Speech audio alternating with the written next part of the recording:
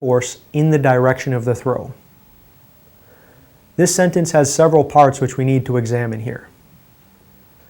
We want the athlete to be able to generate the greatest amount of force. So we're looking for positions which put the athlete into their strongest and most powerful positions. We also want them to be able to deliver that force or express that force in the direction of the throw. It doesn't matter if they are capable of producing large quantities of force if it doesn't affect the outcome of the throw. Our final point is development of conditions which allow the athlete to produce a legal throw. Remember, it doesn't matter how far the athlete throws if the throw isn't considered legal. So what we want to do is try to produce a throw which is as far as possible while still staying within the boundaries of the rules that govern the event. Now to the meat and potatoes of the presentation, the critical factors of the rotational shot put. The first critical factor is a long sweeping free leg. The long sweeping free leg refers to the swing leg action as the athlete turns to the front of the ring. The further an athlete can increase the radius of the swing leg while still maintaining balance, the better off they will be. In this picture, you can see the athlete use a very wide sweeping swing leg, increasing the radius of rotation tremendously.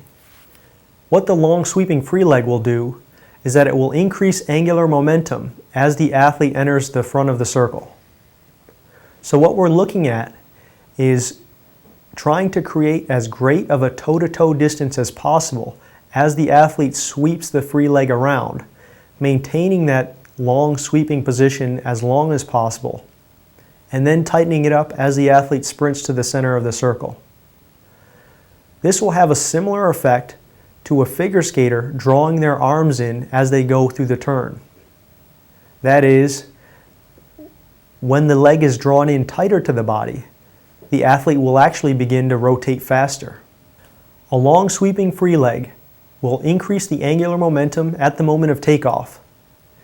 This will help to increase angular velocity when the thrower makes rear foot touchdown and brings the leg in closer to the body. In layman's terms, this means that performing the swing leg action correctly means that the athlete will be able to rotate better once they land. Oftentimes we see athletes who have difficulty rotating at the front of the ring, and we try to address the problem as being at the front of the ring, when in fact the actual origin of the problem must be traced back to preliminary actions out of the back of the ring.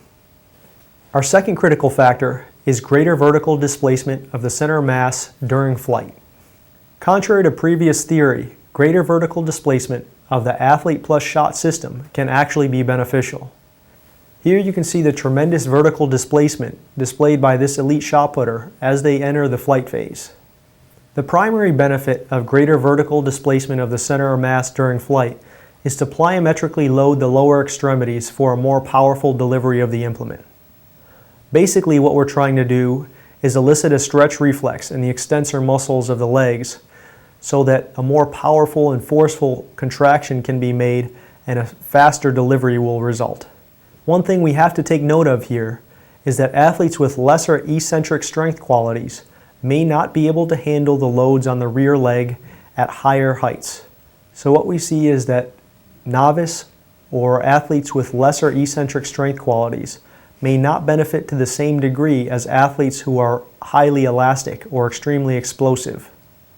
Before I go into critical factors 3 and 4, I want to give a quick rundown on some fundamental concepts. In the best rotational throwers, the trunk tends to be more upright when compared to their counterparts using the glide. In theory, this reduces the horizontal and vertical trajectory along which the implement could be accelerated in the final moments of the throw. This is a bad thing. Our third critical factor is greater rear knee flexion at rear foot touchdown. The best athletes tend to make rear foot touchdown with a greatly flexed rear knee and grind the foot, causing the athlete to both turn and lift while in single support. The optimal degree of knee flexion is highly dependent on an athlete's strength level. Stronger athletes can easily use and benefit from greater knee flexion. Athletes with lesser strength qualities may only be hindered by trying to mimic the movements of their more elite counterparts. The best rotational throwers tend to make rear foot touchdown with between 105 and